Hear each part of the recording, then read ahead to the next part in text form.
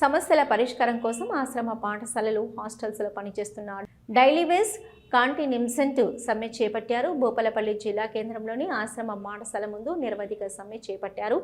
64 జీవోతో తమ వేతనంలో కోత విధిస్తున్నారని వారంతా ఆవేదన వ్యక్తం చేశారు. గతంలో రోజుకు 654 రూపాయలు ఇచ్చేవారని, కానీ ఇప్పుడు 394 రూపాయలు మాత్రమే చెల్లిస్తున్నారని చెప్పారు. తమ సమస్య వెంటనే పరిష్కరించాలని వారంతా డిమాండ్ చేశారు. అధ్యక్షులు ఎల్ కిషన్ నాయక్, వెంకటలక్ష్మి, సరోజన, కంటిభాయ్, రామ్ సింగ్, స్వామి, ఎర్రక్క, విజయ, రజిత, సుశీల తదితరులు ఇందులో పాల్గొన్నారు. జీవో తీసుకొచ్చి మాకు జీతం కోత చేస్తున్న ప్రభుత్వం కాబట్టి మేము ఈ సమ్మెకు దిగడం జరిగింది. మేము హాస్టల్లో పనిచేసి 30 సంవత్సరాలు అవుతుంది. ఏం పని చేస్తారు? వర్కర్ పని. హాస్టల్లో పని చేయడం 30 సంవత్సరాలు అవుతుంది.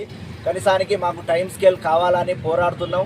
టైం స్కేల్ అయితే వేసవి సెలవు, సమ్మర్ సెలవుల, ఎండాకాలం సెలవులు అవన్నీ కలిసి వస్తాయంటే అవి టైం స్కేల్ ఇవ్వడం లేదు.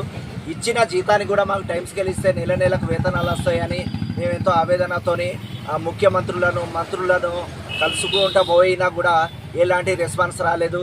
ఆ సీతక్క కూడా ఈ వేతనాలు తగ్గించవద్దని ఫైల్ రాస్తే 6 నెలలు అవుతుంది, దానికి కూడా రెస్పాన్స్ లేదు. ఖమ్మం పిఓ గారు కూడా రాశారు, దానికి కూడా రెస్పాన్స్ లేదు.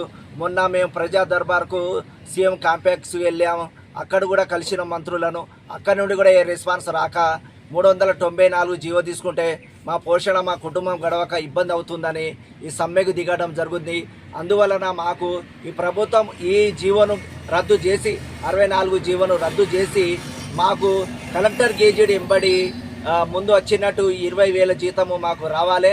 మాకు అందరికీ టైం స్కేల్ అదే వేతనం, కానీ టైం స్కేల్ అనేది మాకు ఒక ఆర్డర్ అనేది రావాలి. టైం స్కేల్ వర్తింప చేయాలని కోరుచున్నాం.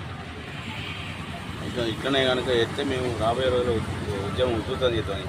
ఇట్లనే మాకు ఒకవేళ నిర్లక్ష్యం చేసి పట్టించుకోకుండా ఉంటే రాబోయే రోజుల్లో కూడా చాలా ఉధృతం చేయడం జరుగుతుంది. ఇంకోటి, ఇప్పుడు ఈ చేసి కొందరు ఏజ్ బార్ అవుతున్నారు, అపార్ట్మెంటు రిటైర్మెంట్ అనే దగ్గరికి వచ్చారు, హెల్త్ ప్రాబ్లం కూడా ఉంది. ఇలాంటి టెంటులో కూడా వాళ్ళు కూర్చొని బయట తినకుండా నిరసనగా అయి వాళ్ళకు ఎలాంటి హెల్త్ ప్రాబ్లం ఉన్నా కూడా గవర్నమెంట్ భరించాలి. వాళ్ళకు నష్టపరిహారం ఏం జరిగినా కూడా గవర్నమెంటే భరించుకోవాలని కోరుచున్నాను. ఎల్ కిషన్.